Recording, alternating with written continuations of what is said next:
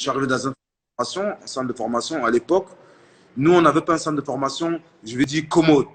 Nous, c'était particulier parce qu'on vivait dans un hôtel. Ah oui, d'accord. On vivait dans un hôtel et quand tu arrives, moi, je venais de Paris. J'ai eu la chance qu'à à cette époque, quand je venais de Paris, j'ai eu un copain, moi, Léopold Totti, qui joue avec moi au Lila. Il était à Bastia. Donc, mon intégration, quand je suis arrivé, ça a été un peu plus rapide. D'accord. Bah oui, tout à fait. Ouais. Et très belle génération. Aujourd'hui, j'ai même un frère à moi, je le dis mon frère, Edouard Chaya, il a joué avec moi à Bastia.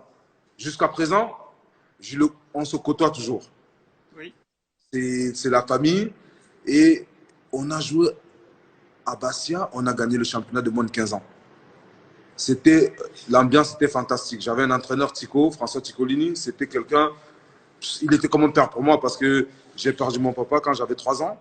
Et quand je suis arrivé à Bastia, il faisait tout pour moi. Il me mettait dans des conditions. Lui, il était un peu, je vais dire, c'est que j'ai jamais vu quelqu'un qui était fou, qui croyait en moi autant. Parce que quand D'accord. on a au centre de formation, on faisait souvent des réunions des joueurs pour voir qui peut jouer en pro dans le futur. Et lui disait, le seul joueur qui va jouer ici en pro, il n'y a que lui. Donc, Ah bah, il, comme quoi, il connaissait déjà ton niveau, hein. exactement, il avait vu loin. Il avait vu loin. Et c'est pas pour dire que moi, je me voyais pas comme il voyait. Il avait sa vision des choses. Parce que nous, on est sorti champion de France en moins de 15 ans. Il y avait tellement de bons joueurs. Mhm. Tellement. Et lui se disait que, ah, lui, peut-être, il avait quelque chose de spécial.